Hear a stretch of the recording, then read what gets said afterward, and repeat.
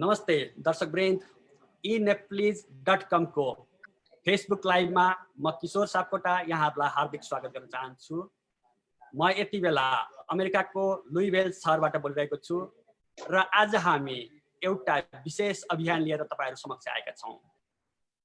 यो अभियानको नाम नेपालका लागि प्रवासी नेपालीहरूको अभियान रहेको छ र यो अभियान किन आवश्यक छ भन्ने विषयमा हामी विस्तृतमा तपाईहरुलाई बताउने छौं।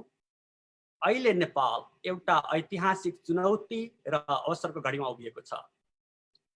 सुगौली सन्धिबाट प्राप्त नेपालका भूभागहरू कालापानी, लिपुलेक र लिम्पियाधुरा यति बेला हाम्रो छिमेकी राष्ट्र भारतले अतिक्रमण गरेर उपयोग गरिरहेको छ। नेपाल सरकारले ऐतिहासिक रूपमा पहिलो पटक आफ्नो नक्सामा लिपुलेक, लिम्पियाधुरा र कालापानीलाई समावेश गरेर अहिले नक्सा सार्वजनिक गरेको छ र अब नेपाल र भारत बीचमा यस विषयमा कुराकानी हुनुपर्ने अवस्था सिर्जना भएको छ। यो बेला हामी प्रवासमा बस्ने नेपालीहरूले नेपाल सरकारको अभियानलाई सहयोग गर्ने, नेपाल सरकारलाई यो मुद्दालाई नछोड भन्ने खबरदारी गर्ने र अन्तर्राष्ट्रिय क्षेत्रमा नेपालको यस अभियानप्रति समर्थन जुटाउने जिम्मेवारी पनि आएको छ। त्यसैले हामी प्रवासमा बस्ने केही नेपालीहरूले यो अभियानलाई सुरु गरे पनि यो समस्त प्रवासीहरूको अभियान हुनेछ। हामी सबै प्रवासीहरू यसमा जोडिएर यो मुद्दालाई अझ सशक्त बनाएर जानुपर्ने छ। यो अभियानको बारेमा हामी को जोडिएका छौं, यसलाई कसरी अगाडि बढाएर लैजान्छौं भन्ने विषयमा म थोमस जीलाई अलिकति विस्तृतमा व्याख्या गरिदिन अनुरोध गर्छु। थोमस बास्तोलाजी 2055 सालमा भएको कालापानी मार्च अभियानको एउटा सदस्य पनि हुनुहुन्थ्यो। उहाँले कालापानीलाई नजिकबाट बुझेर पनि आउनु भएको छ। त्यसैले म थोमस जीलाई यस बारेमा आफ्ना विचार राख्दिनु हुन र यो अभियानको बारेमा समग्रतामा प्रश्न पारिदिनु अनुरोध गर्दछु। थोमस जी। धन्यवाद किशोर जी। आज हामी यो eNeplease-को लाइभ मार्फत हामी यहाँहरु समक्ष उपस्थित भएका छौं।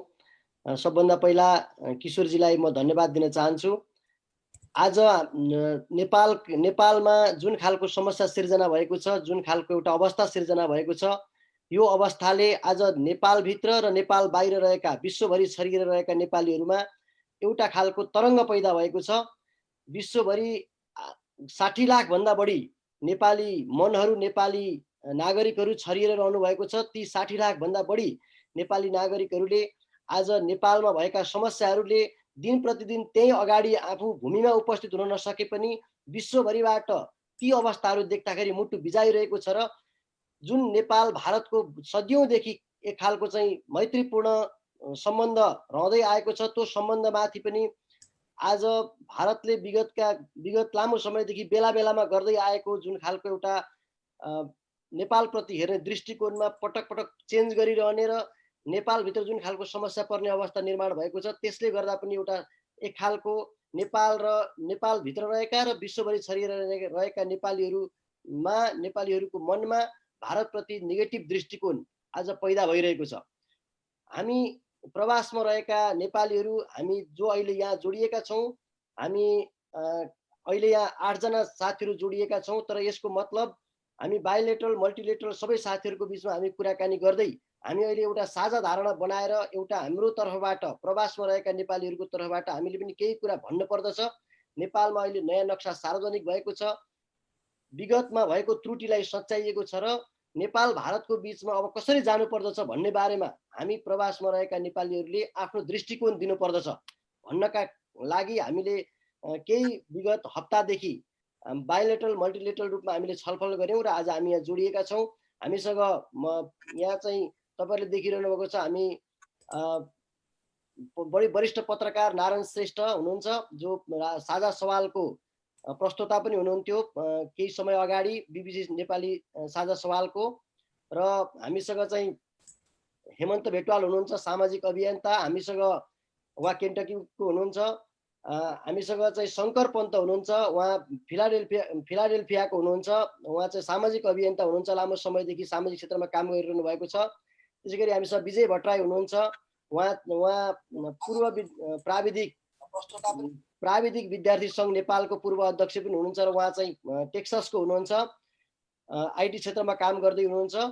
र डीबी सागर हुनुहुन्छ, उहाँ दलित गैर सरकारी संस्था महासङ्घको पूर्व केन्द्रीय अध्यक्ष र यो चाहिँ अन्तर्राष्ट्रिय नीतिविज्ञ पनि हुनुहुन्छ। हामीसँग पुरुषोत्तम बोहरा हुनुहुन्छ। पुरुषोत्तम बोहराजी यो कालापानी मार्च अभियान हुँदाखेरि चाहिँ उहाँ पनि त्यो अभियानमा जोडिनु भएको थियो र त्यो अभियानमा पुरा रूपमा नगए पनि त्यो अभियानमा हामी सँगसँगै त्यो विषयको प्रचार लगायतका विषयमा उहाँ पनि हुनुहुन्थ्यो। र अहिले चाहिँ आइसिसीको एनआरएनए आइसिसीको चाहिँ मेम्बर पनि हुनुहुन्छ। र यति हामी जोडिएका छौँ। र खास गरी यो अभियानको सन्दर्भमा प्रारम्भमा हाम्रो शङ्कर पन्त सरले यसमा चाहिँ धेरै यसलाई अघि लिएर जानुपर्छ भन्ने बारेमा उत्साहित गर्नुभएको थियो। त्यसपछि मैले अरू साथीहरूसित कुराकानी गर्दै जाने क्रममा अरू सबै साथीहरूको यसमा विशेष इनपुट रहेको छ र धेरै ढङ्गले उत्साहित पार्दै हामीले पटक पटक छलफल गर्दै हामी एउटा निष्कर्षमा पुगेका छौँ। म यहाँहरूलाई अनुरोध गर्न चाहन्छु, म यस जब कुरा सन्दर्भ आयो, त्यो सन्दर्भ आइसकेपछि हामी 2055 साल जेठ 22 गतेदेखि 2055 साल असार 5 गतेसम्म 16 दिनसम्म कालापानी मार्च अभियानमा म पनि संलग्न भएको थिएँ। त्यतिखेर योगेश भट्टराईको नेतृत्वमा अनिराज सुवेदीले कालापानी मार्च अभियान सुरु गरेको थियो। त्यो अभियानमा जोडिएको पनि हुनाले त्यतिखेरदेखि आजसम्म आइपुग्दाखेरि यो मुद्दा त्यतिखेर थोरै मान्छेको मुद्दा थियो, आज सिङ्गो देशको मुद्दा भएको छ। कालापानी क्षेत्र नेपालको हो, लिपुलेक लिम्पियाधुरा नेपालको हो। त्यो क्षेत्रलाई नेपालकै बनाउनका लागि नेपाल सरकारले आज बल्ल त्यो समग्र नेपालीहरूको भावनालाई समेटेर नयाँ नक्सा सार्वजनिक गरेको छ। त्यसपछि भारतीय मिडियाहरू र राष्ट्रिय अन्तर्राष्ट्रिय क्षेत्रमा त्यो विषयमा चर्चा परिचर्चा भएको छ। त्यसभन्दा अगाडि भारतले जुन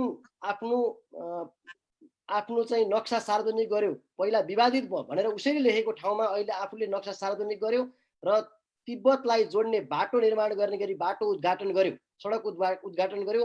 त्यसपछि नेपाली मन उद्वेलित भएको थियो। त्यो उद्वेलित मनलाई सम्बोधन गर्दै अहिले सरकारले नक्सा सार्वजनिक गरेको छ र यो सरकारले गरेको कदमप्रति हामी स्वागत पनि गर्न चाहन्छौँ।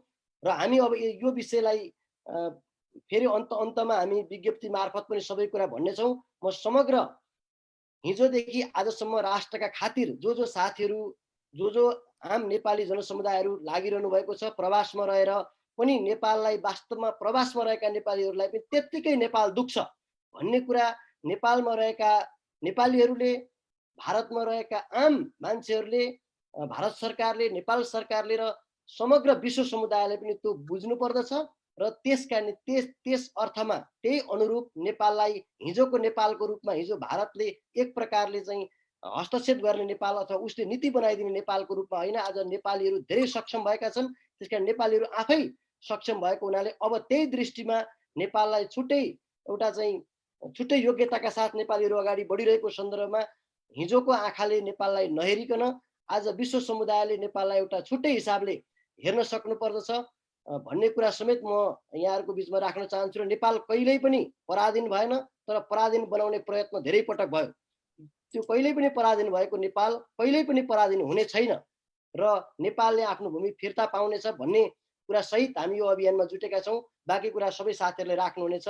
यही कुरा राख्दै म यही कुरा राख्न चाहन्छु। धन्यवाद किशोरजी। धन्यवाद थोमसजी।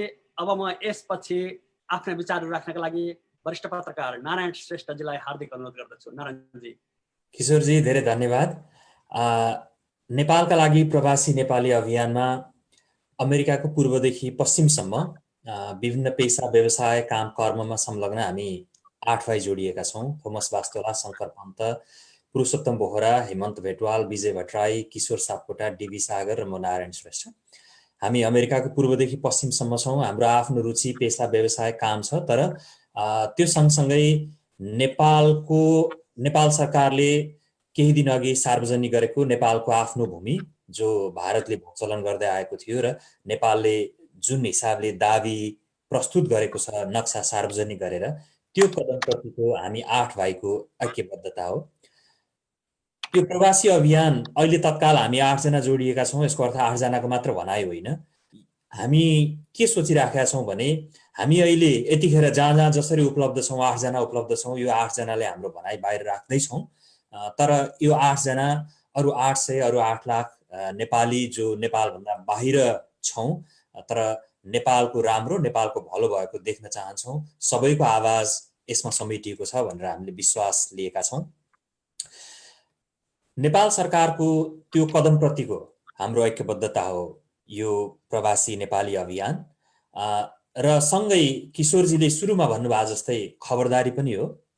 नेपाल सरकारले आफ्नो दाबी प्रस्तुत गरेको छ नक्सा सार्वजनिक गरेर, तर त्यो निकै लामो समय लामो बाटो पनि तय गरेको छ भनेर बुझ्नुपर्ने हुन्छ। नक्सा सार्वजनिक गर्दैमा त्यो जमिन त्यो भूमि नेपालमा आइहाल्छ भन्ने नहुन सक्छ, किनकि त्यसका थुप्रै अन्तर्राष्ट्रिय वा थुप्रै चरणहरू पार गर्न पर्ने हुन सक्छ। सामान्य रूपमा हेर्दा नेपाल सरकारले अब भारतसँग आफ्नो दाबी प्रस्तुत गर्ने, त्योभन्दा अगाडि सम्भवतः संसदबाट सबै राजनीतिक दलहरू बीचको एक खालको ऐक्यबद्धता जनाउने वा त्यो बिन्दुमा पुग्ने, भारतसँग कुराकानी गर्ने, त्यहाँ मिलेन भने त्यसपछि सायद अर्को कुनै तेस्रो पक्ष जो भारत र नेपाल दुवैलाई मान्ने हुने तेस्रो पक्षको मध्यस्थतामा कुराकानी गर्ने, त्यो पनि भएन भने अन्तर्राष्ट्रिय अरू ठाउँ अरू अदालत वा कहाँ कहाँ छ त्यो ठाउँसम्म पुग्ने बाटो बाँकी छ। यसको अर्थ निकै लामो बाटो बाँकी छ। त्यो लामो बाटो हिँड्नका लागि, लामो बाटोसम्म अगाडि बढिरहनका लागि हाम्रो ऐक्यबद्धता हो, हाम्रो नैतिक समर्थन हो र सँगसँगै त्यो बाटो जानुपर्छ भन्ने खबरदारी पनि हो यो अभियान। अब विज्ञप्तिमा हामीले हाम्रा कुराहरू राखेका छौँ, केही बेरपछि साथीहरूले त्यो विज्ञप्तिलाई पढेर पनि सुनाउनु हुनेछ र त्यो सार्वजनिक पनि हुनेछ। तर छोटोमा संक्षेपमा भन्दा नेपालको अस्तित्व, नेपालीपन र नेपालको सार्वभौमिकता प्रतिको हाम्रो नैतिक समर्थन, त्यो नेपाली सार्वभौमिकतालाई जोगाएर राख्ने जुन बल छ त्यसमा हाम्रो नैतिक बल हो यो अभियान। हस्, धन्यवाद किशोरजी। धन्यवाद नारायणजी। अब म आफ्ना विचारहरूका लागि, अधिकारका लागि लामो समयसम्म लडाइँ लड्ने एउटा योद्धा मान्छु डीबी सागरजीलाई आफ्ना भनाइहरू राख्न अनुरोध गर्दछु। नमस्ते सम्पूर्ण मित्रहरू, सम्पूर्ण यो लाइभ हेरिरहनु हुने सम्पूर्ण देशवासी र देश बाहिर रहनुहुने सम्पूर्ण मित्रहरूमा अहिले देशमा निकै ठुलो एउटा विषय, राष्ट्रिय सोभरेन्टीको विषय, राष्ट्रिय इन्टिग्रिटीको विषय चाहिँ नि उठिरहेको छ। विषयमा हामी सबै नेपालीहरू, हामी जहाँ रहे पनि एक फेरको नेपाली, सधैँको नेपाली, जहाँ रहे पनि सधैँ नेपाली, आफ्नो मातृभूमिमा आएको यो पीडा प्रति हामी सबै संवेदनशील हुनु अत्यन्तै अपरिहार्य विषय हो। यस कडीमा म अगाडि नारायणजीले भनिसक्नुभयो, म दुई तीनटा कुरा अन्तर्राष्ट्रिय पर्सपेक्टिभबाट राख्न चाहन्छु। एउटा कुरा त देशको कुनै पनि दुईटा देशको चाहिँ नि विवाद, सोभरेन्टीको बारेमा, त्यहाँको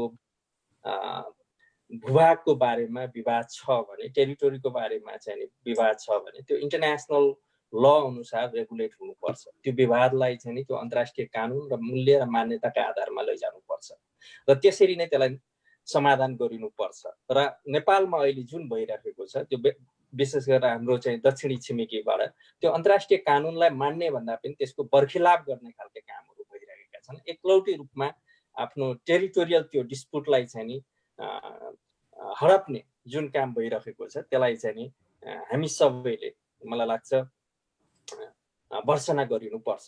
दोस्रो म के भन्न चाहन्छु भने कि नेपाल यो युएनको चाहिँ सदस्य राष्ट्र भएको हुनाले युएनको चाहिँ आर्टिकल 33 कोले चाहिँ चार्टरको 33 ले के भन्छ भने कि त्यो उसको एउटा मेजर काम भनेकै के हो भने उसको सदस्य राष्ट्रहरूको चाहिँ नि स्टेबिलिटी, इन्टरनेसनल पिस र सेक्युरिटी चाहिँ गर्ने हो। त्यसकारणले नेपालले चाहिँ के गर्न जरुरी छ भने इमिडिएटली चाहिँ संयुक्त राष्ट्र सङ्घको महासभालाई र विशेष गरेर युएनको सेक्युरिटी काउन्सिललाई, अहिले चाहिँ धेरै जसो कामहरू चाहिँ सेक्युरिटी काउन्सिलले यस्ता रेजोल्युसनहरूलाई चाहिँ नि अध्ययन गर्ने र त्यसलाई चाहिँ नि सकेसम्म त्यहीबाट चाहिँ नि पिसफुल नेगोसिएसनबाट चाहिँ त्यो कन्फ्लिक्टिङ पार्टीहरूको बिचमा चाहिँ नि अगाडि त्यसलाई सेटलमेन्ट गर्ने भए हुनाले नेपाल सरकारले, परराष्ट्र मन्त्रालयले नेपाल सरकारको तर्फबाट युएनको सेक्युरिटी काउन्सिलमा यो रेजोल्युसन, यो चाहिँ नि डिस्प्युटको बारेमा चाहिँ नि जानकारी गराउन जरुरी छ। र युएनको चाहिँ महासभालाई पनि यो जानकारी गराउन जरुरी छ र त्यो जानकारी गराइसकेपछि हुने जुन नेगोसिएसनका कुराहरू छन्, इन्क्वायरीका कुराहरू छन्, मेडिटेसनका आर्बिट्रेसन तपाईँको जुडिसियल चाहिँ सेटलमेन्टका कुराहरू छन्, त्यसपछि चाहिँ हामी जान्छौँ। अहिले नेपालले चाहिँ जसरी चाहिँ नि नक्सा चाहिँ नि सार्वजनिक गर्यो, एउटा देशको चाहिँ नि सार्वभौम देशको चाहिँ नि एउटा चाहिँ बृहत नक्सा सार्वजनिक गर्यो, त्यो नक्सा सहित नेपालले आफ्नो कुरा भारतलाई त्यो जानकारी गराउने मात्र होइन कि युएनको संयुक्त राष्ट्र सङ्घको चाहिँ सदस्य राष्ट्रको हैसियतले आर्टिकल 33 मा टेकेर युएनलाई चाहिँ जानकारी गराउन जरुरी छ र अर्को युएनको स्पेसल्ली युएनको चाहिँ सेक्युरिटी काउन्सिललाई जानकारी गराउन जरुरी छ। म यो दुईटा कुरा चाहिँ एकदमै नेपाल सरकारलाई यो आजको हाम्रो चाहिँ नि अभियान मार्फत निवेदन गर्न चाहन्छु, जानकारी गराउन चाहन्छु, सचेत बनाउन चाहन्छु।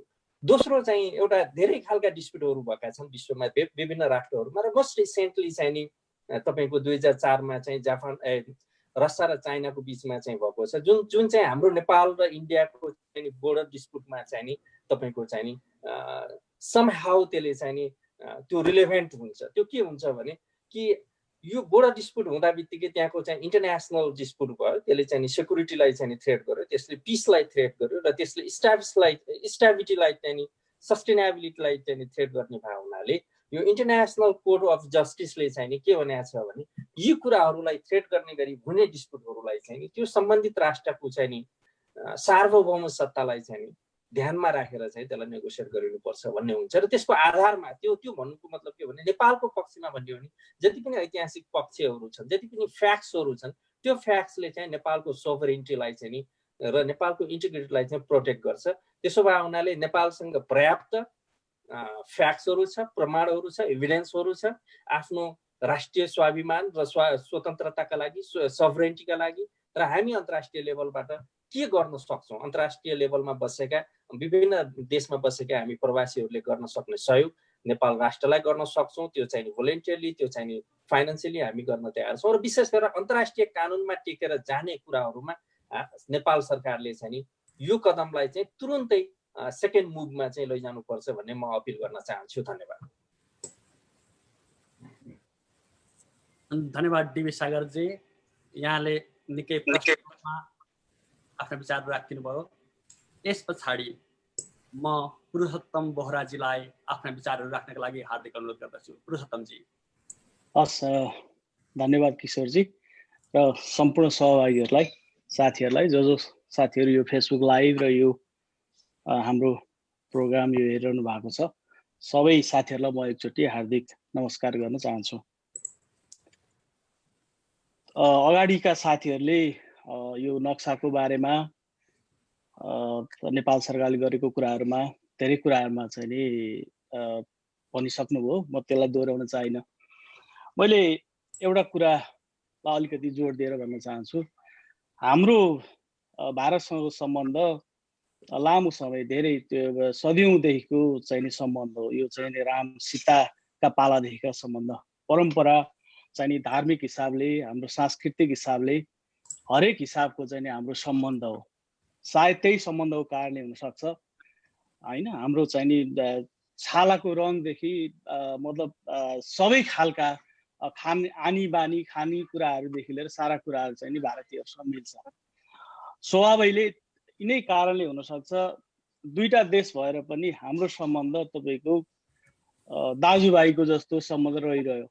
अरू हिसाबले, सांस्कृतिक रूपमा, धार्मिक रूपमा, यावत हिसाबले सायद त्यसै भएर हुनसक्छ हाम्रा पूर्व शासकहरूले हाम्रो सीमाहरू पनि खुला राखिदिए ताकि भारत र नेपालीहरू आउजाउ गर्नको लागि, व्यापार व्यवसाय गर्नका लागि, सम्पत्ति राख्नको लागि, आय आर्जन गर्नको लागि कुनै रोकावट भएन।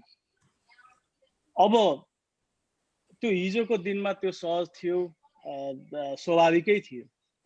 तर आज यसले चाहिँ नि केही कुराहरू खुला सीमाका कारणले केही अप्ठ्यारोहरू आएको छ। भारतीयहरू होस् अथवा नेपालीहरू होस् होइन, चोरी डकैती गर्नेदेखि लिएर हरेक कुराहरू यसले अप्ठ्यारो सिर्जना गरेको छ। कुनै अपराध गरे नेपालमा लुक्ने ठाउँ चाहिँ नि सेफ हेभन चाहिँ नि भारत हुन्छ, कुनै अपराध गरे भारतमा नेपाल चाहिँ नि सेफ हेभन भइरहेछ। के का कारणले भने हाम्रो सीमाहरू चाहिँ नि तपाईँको व्यवस्थित छैनन्। मैले सरसर्ती हेरेँ, हाम्रो चाहिँ नि 6वटा ठुला भन्सारहरू रहेछन्, भारतबाट नेपाल आउने, नेपालबाट भारत जाने, र करिब 15वटा साना साना भन्सारहरू रहेछन् नेपाल, मतलब चाहिँ नि यो सेक्युरिटी चेक पोइन्टहरू। त्यहाँ कहिले पनि अझैसम्म पनि त्यो नेपाली हो अथवा भारतीय हो अथवा चाहिँ नि त्यहाँबाट अरू कुनै विदेशीहरू चाहिँ नि लुक चाहिँ नि भारतीय अथवा नेपाली हो भने त्यो खुला रूपमा आवजात गर्न पाउँछ, गरिरहेछ। त्यसले चाहिँ नि अपराधिक क्रियाकलाप बढाउनुको साथसाथै तपाईँ तस्करका कुराहरू अनेक यावत चाहिँ नि घटनाहरू अपराधिक क्रियाकलापहरू चाहिँ सिर्जना भइरहेछ। म चाहिँ के कुरा उठाउन चाहन्छु भने अब अहिले हामीले तत्काल मतलब बोर्डर क्लोज गर्ने कुरा त्यो सम्भव छ, त्यो सम्भव छैन, हरेक हिसाबले सम्भव छैन। तर के कुरा सम्भव छ भने हामीले कम्तीमा पनि हाम्रा चेक पोइन्टहरूमा आउने जाने भारतीय र नेपालीहरूलाई कम्तीमा पनि परिचय पत्रको चेक गर्ने मात्रै मतलब त्यो व्यवस्था मात्रै गर्न सकियो भने मलाई लाग्छ धेरै कुराहरूको समस्याको समाधान त्यसले पनि गर्छ। धेरै अगाडि पहिला मान्छेहरूले वोट कमिटीको कुरा पनि उठाउँथे, अब पनि त्यो बेला भएको हो कि? किनभने हामी सांस्कृतिक रूपमा हैन मतलब हरेक हिसाबले एउटै भए पनि हामीलाई त ठुलो अप्ठ्यारो स्थिति छ हैन। त्यसकारण वोट कमिटीको कुराहरू पनि उठाउने हो कि? अथवा त्यो सम्भव छैन भने कम्तीमा पनि अहिलेको पहिलो चरणमा भने चाहिँ नि दुई देशको बिचमा यो के अरे परिचय पत्र चेक गर्ने, चेक जाँच गर्ने कुराहरू चाहिँ नि अनिवार्य लागू गर्नै पर्छ भन्ने मलाई लाग्छ।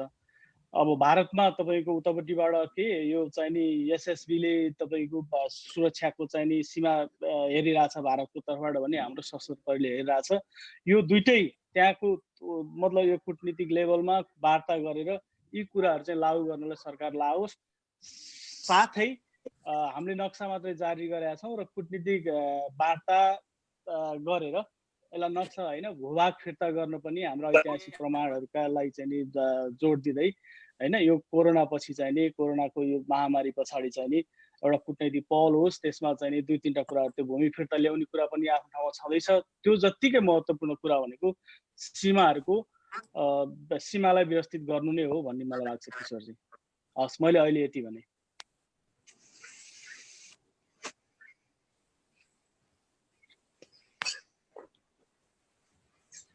Hello Kishorji please.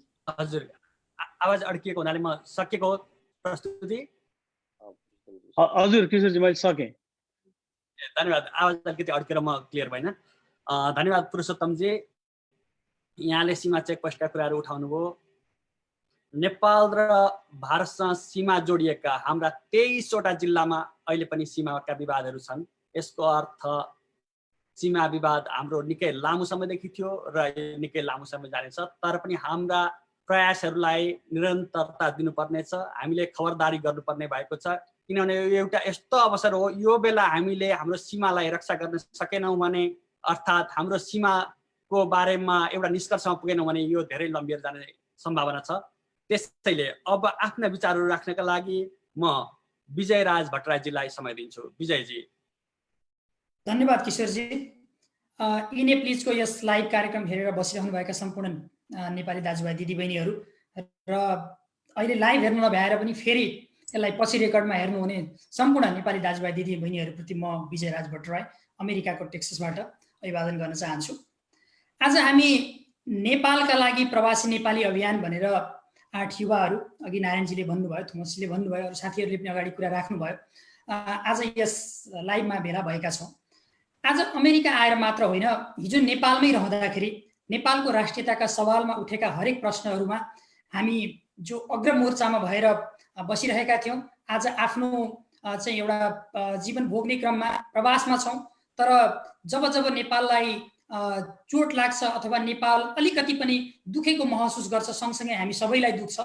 र त्यही अभियानमा हिजो चाहे भूकम्प जाँदा गएको बेलामा हाम्रो छिमेकीले गरेको चाहिँ कुनै घटनाको कुरा होस् अथवा त्यसपछिका घटनाहरूमा पनि, यस अघि पनि भएका यस्ता खालका घटनाहरूमा होस्, हामी यसरी नै उठ्ने गरेका छौँ। र हामी सधैँ प्रवासबाटै भए पनि हाम्रो मुलुकलाई, त्यहाँ रहनुभएका हाम्रा अग्रजहरू, हाम्रा राजनीतिक पार्टीहरू, हाम्रा नेताहरू, त्यहाँको चाहिँ अरू चाहिँ सञ्चारकर्मीहरू सबैलाई झकझक्याउने गर्छौँ। र आज हामी एउटा अभियानका रूपमा आएका छौँ, थोरैजना छौँ, तर यो आज हामीले चाहिँ भर्खरै एउटा छलफल गरेर सुरु गरेको अभियान हो। यसमा हामी क्रमशः हाम्रा साथीहरूलाई जोड्दै लग्नेछौँ। यसअघि पनि यस्ता धेरै खालका चाहिँ नेपाललाई दुःख पर्दाखेरि धेरै अभियानहरू भएका थिए, हामी सबैले आफ्नो ठाउँबाट गरिरहेका थियौँ। सर त म के मात्र भन्न चाहन्छु यतिखेर भने यतिखेर हामी प्रवासमा छौँ, तर हामीले यहाँबाट गर्न सक्ने कुराहरू हामी हाम्रो ठाउँबाट गर्नेछौँ। तर हामीले नेपाल सरकार, नेपालमा रहनुभएका हाम्रा नेताहरू, राजनीतिक पार्टीहरू, सरकारलाई हामी के अनुरोध गर्न चाहन्छौँ, हाम्रो के कुरा छ भने जस्तो हरेक मान्छेहरूले आफ्नो देशको राष्ट्रियता, भूमि संरक्षणको लागि लाग्नुपर्छ, त्यो हामी सबैको दायित्व हो, कर्तव्य हो र हामी सबै लागि पनि रहेका छौँ। तसर्थ यस्तो बेलामा चाहिँ कुनै पनि बहानामा, कुनै पनि न्युज बनाएर कसैसँग पनि कुनै पुरानो रिस द्वेष सान्नका लागि भनेर यसलाई कुनै पनि बहानामा थोरै पनि जो एजेन्डालाई चाहिँ मूल एजेन्डाबाट दायाँ बायाँ हामी नगरौँ। सकेसम्म हामी एक ढिक्का भएर चाहिँ यो राष्ट्रियताको सवालमा यो अहिले हाम्रो जुन लिपुलेक, कालापानी र लिम्पियाधुराको जुन सवाल छ त्यो मात्र होइन, यसै अवसरलाई पारेर नेपालमा रहेका अन्य सम्पूर्ण भूभागहरूको कुरा उठाउने सवालमा हामी सबैजना एक हुन सक्नुपर्छ। र यसका लागि अब हामी सबैले कुरा गरिरहेको कुरा हो, अहिले हामी धेरै सुनिरहेका छौँ, नेताहरूले पनि भन्नुभएको छ, सबै पक्षबाट कुरा आइरहेको छ। पहिलो दायित्व भनेकै नेपाल र भारत सरकारले चाहिँ द्विपक्षीय वार्ताबाट यसको समाधान गर्नुपर्छ। यदि द्विपक्षीय वार्ताबाट यो समाधान हुन सकेन भने तेस्रो मुलुक चीनलाई पनि हामीले चाहिँ त्यो वार्तामा समावेश गराएर त्रिपक्षीय बनाउन पनि हामी चाहिँ अग्रसर नै रहनुपर्छ। यदि त्यस्तो अवस्थाबाट पनि यसको चाहिँ समाधान हुने अवस्था आएन भने हामीले चाहिँ संयुक्त राष्ट्र सङ्घलाई हुन्छ कि अथवा अरू कुनै अन्तर्राष्ट्रिय भरपर्दो सङ्घ संस्थालाई चाहिँ मध्यस्थकर्ताका रूपमा राखेर हुन्छ कि त्यसका लागि पनि हामी चाहिँ क्रमशः अगाडि बढ्नुपर्ने हुन्छ। किनभने पहिलो भनेको हामीले भारतसँग नै प्रयत्न गर्ने हो, उसबाट हामी दुईटाकोबाट डायलगबाट मात्र यसको समाधान हुन सकेन भने तेस्रो मुलुकमा जाने हो, त्यसपछि अन्तर्राष्ट्रिय स्तरमा जाने हो। र यदि हामीले संयुक्त राष्ट्र सङ्घलाई अथवा अर्को कुनै पनि चाहिँ अन्तर्राष्ट्रिय संस्थालाई इन्भल्भ गराएर अगाडि बढाएको वार्तामा पनि चाहिँ त्यो सही ढङ्गले अथवा हामीसँग यावत प्रमाण हुँदाहुँदै पनि आफ्नो शक्तिको भरमा हामीलाई चाहिँ बडे भाइ र छोटे भाइ भन्ने जुन हाम्रो एउटा हामीले प्रत्यक्ष परोक्ष रूपमा एउटा हिसाबले सुरुमा त्यसलाई होइन भनेर कहिले पनि भन्न सकेनौँ। भर्खरै मात्र हाम्रो चाहिँ प्राइम मिनिस्टरले हामी चाहिँ एउटा असल मित्र हौँ, यहाँ दाजुभाइको सम्बन्ध छैन भन्ने कुरा राख्नुभयो। यसभन्दा अगाडि हामी चुप लागेर त्यसलाई स्वीकारी पनि रहेका थियौँ। त्यसले गर्दा पनि कता कता मानसिक रूपमा अलिकति उसले चाहिँ एउटा ठुलो भाइले सानो भाइलाई गर्ने जस्तो व्यवहार गर्न खोजेको हुनसक्छ। तर त्यो कुरालाई किमार्थ यो राष्ट्रियताको सवालमा हामीले चाहिँ स्वीकार नगर्दै हाम्रा विभिन्न कुराहरू मिल्छन्। हाम्रा धेरै कुराहरू अघि चाहिँ पुरुषजीले भन्नुभयो, पुरुषोत्तम बोहराले भन्नुभयो चाहिँ श्रीराम लक्ष्मण उतिखेर चाहिँ भगवानका पालादेखिको हाम्रा धेरै कुराहरू हामी बिचमा मिलेका छन्। तर त्यस्तै अवस्था आयो भने भोलि हामी चाहिँ अन्तर्राष्ट्रिय अदालतमा पनि जानका लागि चाहिँ हामी तयार हुनुपर्छ। र त्यसका लागि सरकारले आवश्यक पर्ने चाहिँ समन्वयकारी भूमिका, प्रभावकारी भूमिकाहरू चाहिँ निर्वाह गर्न पनि तयार हुनुपर्छ भन्ने हामीले प्रवासमा बसेर सरकारलाई, त्यहाँका नेपाली जनताहरूलाई अनुरोध गर्न चाहेका हौँ। त्यसै गरी अर्को के भने तपाईँ हामी सबैलाई थाहा छ, वार्ताको लागि आज मात्र होइन, आजभन्दा धेरै वर्ष अगाडिदेखि नेपालले यो कुरा उठाएको हो। धेरै पटक हाम्रा मुलुकका प्रधानमन्त्रीहरू पनि भारतमा जाँदाखेरि यी कुराहरू उठेका हुन्। तर हामीले चाहिँ पछिल्लो समय वार्ताका लागि चाहिँ धेरै पहल गर्दा गर्दै पनि भारत सरकारबाट त्यसलाई चाहिँ अलिकति व्यवस्था गरिएको कुरा तपाईँ हामी सबैलाई जगजाहेर छ। अब यसका लागि भारत पनि एउटा ठुलो प्रजातान्त्रिक मुलुक भएको हुँदा हामीले त्यहाँका जनताहरूलाई पनि यसको चाहिँ वास्तविक इतिहास बुझाउनु जरुरी छ। अब त्यसका लागि हामी जो जहाँ छौँ, जुन मुलुकमा छौँ, हामीले त्यहाँ रहेका भारतीय नागरिकहरूसँगका हरेक डायलगहरूमा हामी नेपालीहरूले नै जमिन हाम्रो हो तर उसको सेना आएर त्यहाँ बसेको छ, उसले उपभोग गरिरहेको छ। तसर्थ हामी बढी जागरुक हुनुपर्छ। तसर्थ हरेक भारतीय नागरिकहरूसँग चाहिँ हामीले हाम्रा भेटवार्तामा डायलगमा चाहिँ यो एजेन्डालाई ल्याउन सक्नुपर्छ। उनीहरूसँग चाहिँ एउटा सामान्य व्यक्तिगत छलफल भए पनि गर्न सक्यौँ भने त्यो एउटा गर्दै जसरी थोपाले समुद्र बन्छ भन्छन् नि, त्यसै गरी एउटाले अर्कोले अर्कोसँग कुरा गर्दा गर्दै त्यो डायलग चाहिँ हाम्रो नेपालको र भारतको लगभग राजनीतिक परिवेश पनि उस्तै छ। हाम्रो पहुँच पनि जसरी हामी प्रवासमा छौँ, हाम्रो नेपालमा चाहिँ हरेक स्तरका मान्छेहरूसँग हाम्रो एउटा चाहिँ पहुँच, हाम्रो कुरा पुर्याउन सक्ने, हाम्रा कुराहरू भन्न सक्ने जसरी हाम्रो एउटा नेटवर्क हुन्छ सानो मुलुक भएकोले, भारतमा पनि लगभग त्यही खालको छ। त्यसले गर्दाखेरि हामीले त्यसरी पनि चाहिँ हाम्रा कुराहरूलाई चाहिँ माथि लग्नलाई सुरु गर्नुपर्छ। त्यसै गरी हामी बसेका मुलुकहरू अमेरिकाको मात्र कुरा होइन, आज हामी अमेरिकाबाट कुरा गरिरहेका छौँ यो नेपालका लागि प्रवासी नेपाली अभियान भनेर। त्यसै गरी अस्ट्रेलिया, बेलायत र संसारका अरू जुनसुकै मुलुकमा जोसुकै नेपालीहरू हुनुहुन्छ, उहाँहरूले त्यस देशका त्यहाँका मुलुकका चाहिँ जनताहरूसँग हुने हामी विभिन्न सामाजिक गतिविधिहरूमा अभियानमा चाहिँ समावेश भएका छौँ। त्यस देशका जनतासँग, त्यस देशका नेतासँग, त्यस देशका अधिकार कर्मीहरूसँग पनि हामी चाहिँ विभिन्न कार्यक्रमहरूमा जम्काभेट भइरहेका हुन्छौँ। हिजोको दिनमा फिजिकल मिटिङहरूमा हुन्थ्यौँ भने आजका दिनमा हामी यसै गरी हुने चाहिँ भर्चुअल मिटिङहरूमा पनि डिस्कसनहरूमा पनि हुन्छौँ। ती ठाउँहरूमा पनि, ती फोरमहरूमा पनि हामीले चाहिँ यो कुराहरू उनीहरूलाई बुझाउनु पर्ने जरुरी छ। र अर्को कुरा के भने, एउटा प्रमुख कुरा कता कता कहिलेकाहीँ अब यो पछिल्लो समय आइरहेको छ, प्रतिपक्षले पनि अथवा कसैले कतै सरकार अब देशभित्रको राजनीतिमा अन्तर्द्वन्द्व हुन्छन्, त्यहाँभित्र विमतिहरू हुन सक्छन्। कतै सरकारले अब यो एकदमै राम्रो काम हो, आजसम्म कुनै सरकारले यसलाई यो कुरालाई यसरी अगाडि लिएर जान सकेको छैन, एक खुड्किलो अगाडि बढेको छ सरकार, आफ्नो चाहिँ नक्सालाई प्रस्तुत गरेको छ, त्यसलाई चाहिँ मन्त्रीमण्डलको मिटिङबाट, मन्त्री परिषदबाटै पास गरेर चाहिँ त्यसलाई सार्वजनिक गरेको छ। यो साहस भनेको एकदमै ठुलो साहस हो। र त्यति मात्र नभएर अब चाहिँ यसलाई संविधान नै संशोधन गरेर संविधानमा सहित यसलाई चाहिँ जुन इन्क्लुड गर्ने काम गरेको छ। फाइनली सबैले सहयोग गरेर यो कुराहरू सम्भव भएको, तथापि यसको पहिलो जस सरकारलाई जान्छ र कतै कतै कोही अथवा केही राजनीतिक पार्टीहरू अथवा केही व्यक्तिहरू चाहिँ अब यो सबै यो सरकारले जसको लिने हो कि भन्ने ढङ्गले कता कता अलिकति बाङ्गो टिङ्गो तरिकाले पो कुरा गरेको हो कि जस्तो पनि अलिअलि देखिन्छ।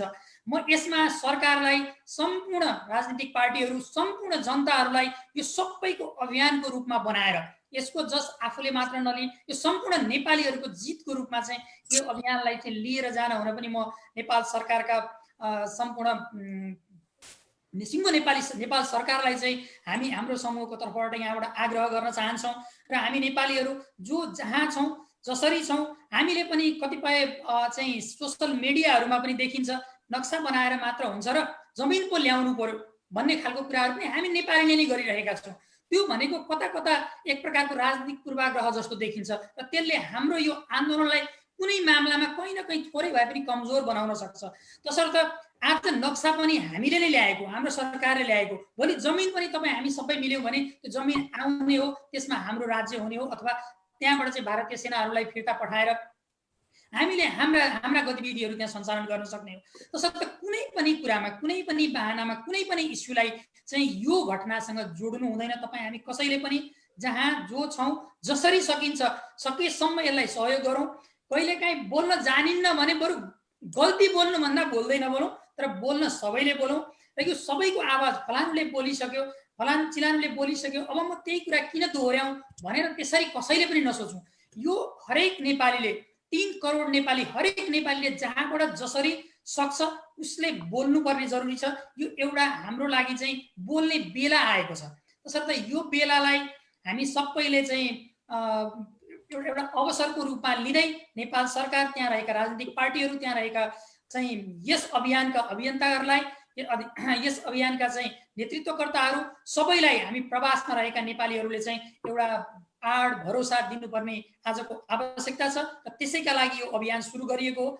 यो आज मात्र होइन, मैले भने योभन्दा अगाडि हामीले डिसेम्बरमा पनि तपाईँको वासिङटन डिसीमा, त्यसै गरी म एउटा संस्थामा छु, association of Nepalese in the America, ANA भन्छ त्यसलाई, त्यसको महासचिव हुँ म। त्यस संस्थाको चाहिँ नेतृत्वमै तपाईँको कुलमणि आचार्यको संयोजकत्वमा रोजर अधिकारी लगायत सम्पूर्ण धेरै साथीहरू भएर पनि हामीले डिसेम्बरको चिसोमा पनि झन्डै 1000 नेपालीहरू चाहिँ सहभागी भएर चाहिँ व्हाइट हाउसको अगाडि हामीले र्याली गरेर पासमा चाहिँ एउटा ज्ञापन पत्र पनि दिएका थियौँ। तसर्थ अहिले भन्न खोजेको के हो भने अब हामी अरू सबै कुराहरूलाई थाती राखेर यो कुरामा हामी सबै एकजुट भएर लाग्नुपर्छ। यसका लागि लागौँ। हामी हाम्रो ठाउँबाट प्रवासमा रहेका मान्छेहरू प्रवासबाट सहयोग गर्नेछौँ। तपाईँहरू नेपालमा जो हुनुहुन्छ तपाईँहरू अगाडि बढ्नुहोस्, हामी सधैँ तपाईँहरूको साथमा छौँ। हामीले चाहिँ नुन पानी अर्कै देशको खाए पनि हाम्रो माया, हाम्रो ममता, हाम्रो मन नेपालसँग जोडिएको छ। तसर्थ तपाईँहरू अगाडि बढ्नुहोस्, हामी सधैँ साथमा छौँ। यही एकबद्धताको लागि नेपालका लागि प्रवासी नेपाली अभियान सुरु गरिएको हो। धन्यवाद। धन्यवाद विजयराज भट्टराईजी। दर्शकहरू, तपाईँहरू भर्खर हेर्न थाल्नु भएको छ भने यति बेला हामी इनेप्लिज.com-मा एउटा विशेष अभियानमा छौँ, नेपालका लागि प्रवासी नेपालीहरूको अभियान। यो अभियान किन आवश्यक पर्यो, आज हामी यी विषयमा कुराकानी गरिरहेका छौँ। र अब आफ्ना विचारहरू राख्नका लागि म हेमन्त बेटवालजीलाई टाइम दिन्छु। हेमन्तजी। धन्यवाद किशोरजी। र सबै साथीहरूलाई मेरो नमस्कार तथा यो लाइभ कार्यक्रम हेर्नुभएका दाजुभाइ दिदीबहिनीहरूलाई पनि मेरो हार्दिक नमस्कार। मभन्दा अगाडिका साथीहरूले सबै इन्टरनेसनल कुरा युएनदेखि इन्टरनेसनल कुरा र हाम्रो चाहिँ भारत र नेपाली जनता बिचको सम्बन्ध यो प्राचीन कालदेखिको सम्बन्ध भनेर भन्नु भइसकेको छ। म त्यसमा रिपिट गर्न चाहन्न।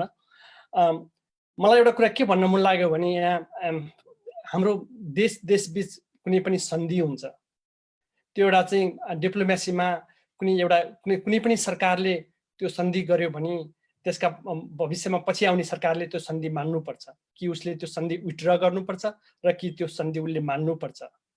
त्यस्तै गरी नेपालले ब्रिटिस इन्डियासँग 1816 मार्च 4 मा सुगौली सन्धि गरिएको थियो। त्यो सुगौली सन्धि अनुसार लिपु लेक, लिपियाधारा र कालापानी नेपालको भूमि हो भन्ने कुरा प्रष्ट जनाएको छ। त्यो एउटा हाम्रो महत्त्वपूर्ण प्रमाण हो, जुन प्रमाण इन्डियाले नकार्न सक्दैन कि उसले इन्डियाले सुगौली सन्धिबाट विथड्र गर्नुपर्छ र कि सुगौली सन्धिलाई मान्नु नै पर्छ। त्यसकारणले पहिलो कुरो भनेको इन्डियाले र भारतले भनौँ लिपु लेक, कालापानी र लिपिधारा नेपालको जमिन हो भनेर स्वीकार गर्नै पर्छ। र त्यस्तै गरी यदि 1962 मा भारतमा जब युद्ध भएको बेलामा आफ्नो सेना ल्याएर कालापानीमा राखेको थियो भारतले, जुन उसलाई अप्ठ्यारोको परिस्थितिमा नेपालका त्यस बेलाका शासकले उसलाई सैनिक राख्न दिएको थियो र ऊ 1960 बाट उसले आफ्नो सैनिक कहिले फिर्ता गरेन। त्यस कारणले गर्दा उसले नेपालमा जहिले पनि त्यो चाहिँ नेपालीहरूको जहिले पनि रिक्वेस्टलाई इन्कार गर्दै गइरह्यो र आफ्नो सैनिक चाहिँ फिर्ता गरेन। अहिले उसले के भन्दै गरेको छ भने 60 वर्ष के हेरेर बसिरहेको छ नेपालले आफ्नो भूमि ल्याउनको लागि। त्यो नेपालले त जहिले पनि त्यो भूमि त आफ्नै भनेर स्वीकार गरिरहेको थियो, तर ऊ हटेन। त्यस कारणले गर्दाखेरि यदि भारतलाई त्यो भूमि चाहिँ अति महत्त्वपूर्ण र सामरिक हिसाबले महत्त्वपूर्ण छ भने उसलाई नेपाल सरकारले त्यो पनि एउटा अवधारणा ल्याइसकेको छ कि त्यसलाई कुनै लिजमा पनि दिन सकिन्छ, सर्ट टर्म लिज या लङ टर्म लिजमा। र त्यसै गरी नेपालले पनि त्यही अनुसार चाहिँ नेपाललाई सामरिक महत्त्व हुने कुनै किसिमको चाहिँ उसले कुनै स्थानमा चाहिँ भारतको जमिन पनि लिजमा लिन सकोस्। र फर इक्जाम्पल नेपाल एउटा भूपरिवेष्टित राष्ट्र भएको कारणले गर्दा नेपालमा सीको एक्सेस छैन। जुन काकरभिट्टाबाट राधिकापुर जाने बाटो छ त्यो नेपालको लागि महत्त्वपूर्ण अर्को थर्ड समुद्री जोड्ने एउटा बाटो हुनेछ, त्यो पनि नेपाललाई लिजमा दिन सकिन्छ। र त्यस्तै अरू धेरै किसिमका सामरिक महत्त्वको स्थान पनि नेपाललाई हुन सक्छ। म यति भन्दै गर्दाखेरि हामी नेपाली जनता र भारतीय जनताहरू एकआर्कामा प्राचीन कालदेखि मिलेर बसेर आएका छौँ। हामीसँग रोटी र बेटीको सम्बन्ध पनि छ र हामी एउटै प्राय नेपाल र भारतीयहरू एउटै धर्म मान्छन् र जनताहरू बिच एक आत्मीयता पनि छ। र हामीले अब आउने दिनहरूमा कसरी चाहिँ अगाडि बढ्नुपर्छ भन्ने कुरामा जनताबाट चाहिँ एकआर्कासँग चाहिँ अघि हाम्रो साथीले भनेको जस्तै चाहिँ कुरा गरेर यो कारणले गर्दाखेरि यो नेपालको जग्गा हो, नेपाललाई पाउनुपर्छ भनेर उहाँहरूको शासक मार्फत पुर्याउने र एक किसिमको कुटनैतिक जनताबाट कुटनीतिक हिसाबले त्यो नेपाल फिर्ता ल्याउन पर्छ। यदि त्यो स्टेपबाट पनि भएन भने र उसले चाहिँ त्रिपक्षीय द्विपक्षीय वार्ता गर्नुपर्छ। यदि त्यो पनि भएन भने मात्र चाहिँ उसले चाहिँ अन्तर्राष्ट्रिय अदालतमा जाने चाहिँ नेपाली पोलिटिसियनहरूले त्यो एउटा चाहिँ निर्णय लिनुपर्छ। र हामी जति टाढा भए पनि नेपाल र नेपाली भएको कारणले नेपालको साह्रै माया लाग्दो रहेछ।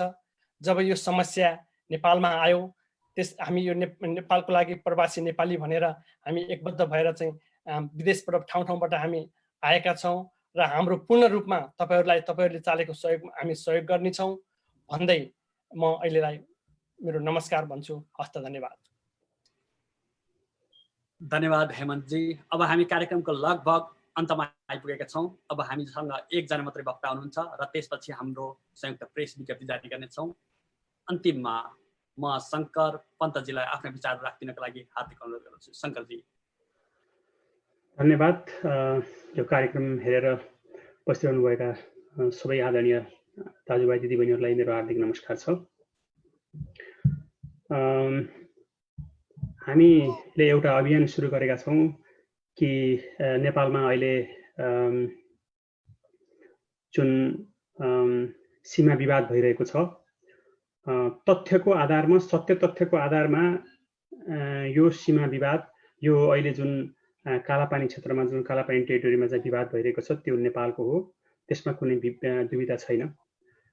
तर जुन भारतले यो आफ्नो नीति अङ्गीकार गरेको छ त्यो असत्यको आधारमा, डुप्लिकेटिङको आधारमा र चिटिङको आधारमा गरेको छ भन्ने कुरा हामीसँग प्रशस्त प्रमाणहरू छन्। म तपाईँहरूलाई एउटा उदाहरण दिन चाहन्छु। भगवान गौतम बुद्ध नेपालमा जन्मेको कुरा संसारलाई थाहा छ, त्यो सत्य तथ्य त्यही हो। त्यस्तो कुरालाई समेत भारतले युपी क्षेत्रको सुनौलीदेखि गोरखपुर जाने बाटोमा कृत्रिम लुम्बिनी बनाएर गौतम बुद्ध इन्डियामा जन्मेका हुन् भन्ने कुरालाई प्रचार गरिरहेको छ। त्यो संसारलाई त्यसरी ढाक्न छल्न खोजिरहेको छ। यसको मतलब यो सीमा विवादमा भारतले हामीलाई के गर्दैन भन्ने कुरा हामी अड्कल गर्न सक्छौँ। यो त्यसो भएको हुनाले हामी सत्य तथ्यका आधारमा जुन अहिले ऐतिहासिक रूपमा ऐतिहासिक यो सरकारले कदम चालेको छ त्यसप्रति हामी हार्दिक धन्यवाद, कृतज्ञता व्यक्त गर्न चाहन्छौँ। र दोस्रो कुरा, यो एउटा नेसनल इस्यु हो। राष्ट्रिय स्वाधीनता र राष्ट्रिय अखण्डता भन्ने विषयमा वास्तवमा पक्ष र विपक्ष भन्ने हुँदैन। त्यो कुराको पुष्टि अहिले केही दिन अगाडि नेपाली काङ्ग्रेसका माननीय सदस्य डाक्टर रिजाल र इन्डियामा लामो समयदेखि बस्दै आउनुभएकी नेपाली चेली मनिषा कोइरालाको अभिव्यक्तिबाट पनि पुष्टि हुन्छ। अहिले हामी सबै नेपाली यस मानेमा हामी एक छौँ। खालि फरक के हो भने जहाँ भए पनि, नेपालमा भए पनि वा विदेशमा भए पनि, नेपाललाई केही हुँदाखेरि सबैलाई उत्तिकै दुख्छ। हामीले यो अभियान त्यसैको एउटा पाटो मात्रै हो। हामीले हिजो पनि इन्डियाले नाकाबन्दी गर्दाखेरि व्हाइट हाउसमा गएर गो ब्याक इन्डिया भनेर प्रोटेस्ट गरेका थियौँ।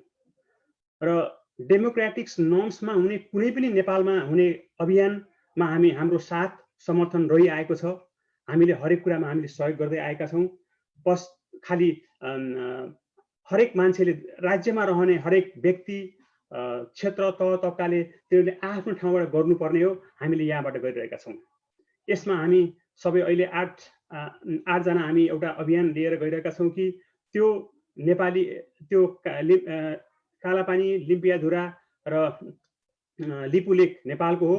त्यसमा जुन नेपाल सरकारले एउटा ऐतिहासिक कदम चालेको छ त्यसमा हाम्रो स्वागत छ र हाम्रो समर्थन छ। त्यसमा हामीले एउटा अभियान सञ्चालन गरेका छौँ। त्यसले एकातिर प्रेसरको क्रिएट गरोस् भने अर्कोतिर अन्तर्राष्ट्रिय जगतमा पनि यसले एउटा अभियानको रूपमा सन्देश प्रवाह गरोस् भन्ने हाम्रो धारणा हो। यतिसँगै मैले एउटा के कुरा भन्न चाहन्छु भने वास्तवमा नेपाल भारत सीमाको समस्याले दुईटा गम्भीर एकदम पीडादायी समस्याहरू क्रिएट गरेको छ। एउटा सामाजिक सुरक्षा हो र अर्को सीमा मिच्ने समस्या हो। यी दुईटा कुरालाई सम्बोधन गर्नको लागि स्थायी समाधान खोज्नुपर्छ। त्यो भनेको अहिले भएको सिस्टमलाई बदल्ने, अर्थात् जसरी अहिले ओपन बोर्डर छ, हुन त केही साथीहरूले भनिसक्नु भएको पनि छ, जुन अहिले ओपन बोर्डर छ त्यसलाई एउटा हरेक बोर्डरहरू नियमन गरेर त्यसलाई बन्द सीमा, अर्थात् यो सीमालाई तपाईँको आउने जाने जुन रेकर्डेड हुन्छ, जस्तै यो सीमा बोर्डरका सवालमा विभिन्न मोडलहरू हुन सक्छन्। अमेरिका र क्यानाडाको पनि त्यसमा अलिकति फरक खालको छ। त्यस्तै खालको सीमा बदलेर रेकर्डेड हुने खालको एउटा सीमा व्यवस्था लागू गर्नुपर्छ। र त्यस अभियानको लागि प्रवासी नेपालीहरू, सारा प्रवासी नेपालीहरू एकजुट हुन्छन् र आर्थिक सहयोग पनि गर्न तयार छन् भनेर पनि म यहाँ भन्न चाहन्छु। र मैले विशेष गरी यो अभियान गत वर्षदेखि नै सञ्चालन गर्न खोजेको हो। त्यसमा यो अभियान सञ्चालन गर्नका लागि एउटा प्रमिस डोनेसन कार्यक्रमको पनि तयारी मैले गरिरहेको छु। त्यो पनि निकट भविष्यमा लिएर आउने र संसारभर छरिएका नेपालीहरूलाई त्यो अभियान लिएर आएर हामीले यो सरकारले यदि यो सबै सीमा व्यवस्थालाई नियमन गरेर यसलाई तपाईँको बन्द सीमा व्यवस्थाको रूपमा परिणत गर्न सकेका खण्डमा हामीले यो आर्थिक सहयोग गर्न सक्छौँ भनेर एउटा अभियान समेत लिएर जाने हामीले सोचेका छौँ। यो अहिले जुन सरकारले सीमा सम्बन्धी जुन निर्णय गरेको छ यो ऐतिहासिक छ। यसमा हामी सबैले साथ र सहयोग दिनका लागि यो अभियान सञ्चालन गरेका छौँ। आशा छ सबै प्रवासी नेपालीहरूलाई साथ दिनुहुनेछ। धन्यवाद। धन्यवाद शङ्करजी। अब हामी कार्यक्रमको अन्त्यमा आइसकेका छौँ। हाम्रो संयुक्त एउटा विज्ञप्ति जारी गर्न गइरहेका छौँ। सो विज्ञप्तिलाई वाचन गरिदिनका लागि म थोमस वास्तोलाजीलाई अनुरोध गर्दछु र सो विज्ञप्ति वाचन भइसकेपछि हामी कार्यक्रमलाई सक्नेछौँ। थोमसजी। तपाईँ म्युटमा हुनुहुन्छ थोमसजी। त्यो विज्ञप्ति उसमा राखिदिनु नि स्क्रिनमा। हुन्छ, म तपाईँलाई स्क्रिन सेयर गरिदिन्छु। म अलिकति म यहीँबाट मसित प्रिन्ट कपी पनि होला, त्यसमा म वाचन गर्छु स्क्रिन नहुन्जेलसम्मका लागि। स्क्रिन आइसक्यो। हजुर, ओके। अघिल्लोमा प्रवासका लागि नेपाली अभियान, प्रवासका लागि नेपालका लागि प्रवासी नेपाली अभियान 2020। यो अभियानमा हामी जोडिएका छौँ। मैले अघि पनि भने हाम्रो यहाँ रहेका 8 जना, त्यसमा म फेरि पनि किशोरजीलाई धेरै धेरै धन्यवाद दिन चाहन्छु। लेखक तथा पत्रकार किशोरजी हुनुहुन्छ। उहाँले यसलाई लाइभ व्यवस्थापन पनि गर्नुभएको छ र यो अभियानको एउटा अभियन्ता पनि हुनुहुन्छ र धेरै सबै साथीहरूले आफ्ना कुराहरू राखिसक्नु भएको छ र म यो विज्ञप्ति सरसर पढेर सुनाउन चाहन्छु। धेरै विषयवस्तुहरू सबै हामीले संयोजन गरेर यो विज्ञप्ति तयार गरेका छौँ र यो अभियानको विज्ञप्ति यस प्रकार छ। ऐतिहासिक तथ्यहरूले प्रश्न बोल्छ। कालापानी नेपालको ऐतिहासिक भूमि हो। पश्चिम नेपाल र भारतको सिमानामा रहेको महाकाली कुटियाङ्दी नदीको उद्गम लिम्पियाधुरा हो, लिपुलेक होइन। भारतले यसअघि आफैले विवादित भूमि भनेर उल्लेख गरेको कालापानीलाई गत नोभेम्बरमा आफ्नो नक्सामा समेट्नु र नेपालको कुनै बिना स्वीकृति दार्चुला जिल्लाको कालापानी क्षेत्रको नेपाली भूमि लिपुलेक हुँदै चीनको तिब्बत स्थित मानसरोवर जोड्ने सडक निर्माण आरम्भ गर्नुले भारतको नेपालमाथिको हेपाह प्रवृत्ति स्पष्ट भएको छ। भूकम्पको समस्यामा थिलथिलो भएको भूपरिवेष्टित मुलुक नेपाललाई नाकाबन्दी गरेको भारतले अहिले कोरोनाको महामारीका विरुद्ध लडिरहेका बेला नेपाली भूमि लिपुलेकबाट सडक निर्माण गर्ने निर्णय लियो, जुन ज्यादै खेदजनक विषय हो। यस्ता प्रवृत्तिले नेपालभित्र तथा प्रवासमा रहेका तमाम नेपालीहरूको हृदयमा गहिरो चोट लागेको बेला नेपाल सरकारले कालापानी क्षेत्रलाई समेटेर नेपालको नयाँ नक्सा सार्वजनिक गरेको छ। नेपाल सरकारले आफ्नो भूमि जोगाउन सक्नुपर्छ। त्यसको प्रारम्भ स्वरूप नयाँ नक्सा सार्वजनिक गरेकोमा कृतज्ञता ज्ञापन गर्दै नेपाल सरकारलाई धन्यवाद दिन चाहन्छौँ। यस सन्दर्भमा थप सुझाव र धारणा सहित सम्बन्धित सबै सरोकारवालाहरूको ध्यानाकर्षण गराउँदछौँ। नम्बर 1, नयाँ नक्सालाई संसदबाट पारित गर्दै नेपाली भूमि प्राप्त गर्नको लागि सबै एकजुट भएर भूमिका खेल्ने गरी सङ्कल्प प्रस्ताव पारित गरिनुपर्दछ। तत्पश्चात राष्ट्रको चिन्ह, निशान छाप, नयाँ मुद्रा, पाठ्यपुस्तक लगायत राष्ट्रिय तथा अन्तर्राष्ट्रिय क्षेत्रका सम्पूर्ण निकाय तथा क्षेत्रमा नयाँ नक्सालाई पुर्याइनु पर्दछ। 2, ऐतिहासिक तथ्य प्रमाणका आधारमा मूलतः सन् 1816 मार्च 4 मा भएको सुगौली सन्धिका आधारमा भारतले हाल उपयोग गरेको कालापानी क्षेत्र नेपालकै स्वामित्वमा हुनुपर्ने देखिन्छ। सन् 1962 देखि नेपाली भूमि कालापानीमा बसेको भारतीय सेना आफ्नै भूमितर्फ फिर्ता हुनुपर्दछ। यससँगै अन्य सीमा क्षेत्रमा रहेका विवादलाई तथ्य प्रमाणका आधारमा टुङ्गो लगाई दुई देशीय सम्बन्धलाई समानताका आधारमा अगाडि बढाइनु पर्दछ। यसका लागि पहिलो चरण द्विपक्षीय वार्ता नै हो। भारत सरकारसँग समन्वय गरी दुवै देशका विशेषज्ञ सहितको अधिकार सम्पन्न टोली बनाउने र त्यस टोलीले बढीमा 6 महिनाभित्र विवादित सीमा निश्चित गर्नुपर्दछ र कुनै विषय टुङ्ग्याउन नसकेको अवस्थामा उच्च राजनीतिक स्तरमा वार्ता गरी समस्याको पूर्णतः समाधान गरिनुपर्दछ। नम्बर 3, भारतसँगको ऐतिहासिक सम्बन्ध र खुला सिमाना हाम्रो यथार्थ हो। नेपाल र भारत बीचको खुला सिमाना रहेकोले नेपालमा अपराध कर्म गर्ने र भारतमा लुक्ने तथा भारतमा अपराधिक कर्म गरेर नेपालमा लुक्ने सहजताको रूपमा समेत खुला सीमाको दुरुपयोग हुने गरेको पाइन्छ, जुन दुवै देशको सुरक्षा व्यवस्थाका लागि अर्को खतरा हो। तसर्थ नेपाल भारत सीमालाई सम्पूर्ण हिसाबले व्यवस्थित गर्दै आवत जावतको लागि निश्चित नाकाहरू तोकिनु पर्दछ, ताकि को आएर को गयो भन्ने जानकारी दुवै देशलाई होस्। सीमा सम्बन्धी अन्य विषयलाई टुङ्ग्याउने क्रममा नै नियमित व्यापार र व्यावहारिक सम्बन्धलाई अप्ठ्यारो नहुने गरी सीमा नाकालाई एकमुष्ट नियमित, नियमन र व्यवस्थित गरिनु पर्दछ। नम्बर 4, आफ्नो देशको राष्ट्रियता र भूमि संरक्षणका लागि लाग्नु सबै नेपालीको कर्तव्य र दायित्व हो। तसर्थ यस्तो बेलामा सम्पूर्ण राजनीतिक पार्टी, नागरिक समाज तथा देशभक्त नेपालीहरूलाई एक ढिक्का भई भूमिका निर्वाह गर्न सम्बन्धित सबैको ध्यानाकर्षण गराउँदछौँ। नेपाल र भारतले द्विपक्षीय वार्ताबाट समस्याको समाधान गर्नुपर्छ। आवश्यकता परेमा चीन समेत त्रिदेशीय वार्ताबाट समस्याको समाधान गर्नुपर्ने हुन्छ।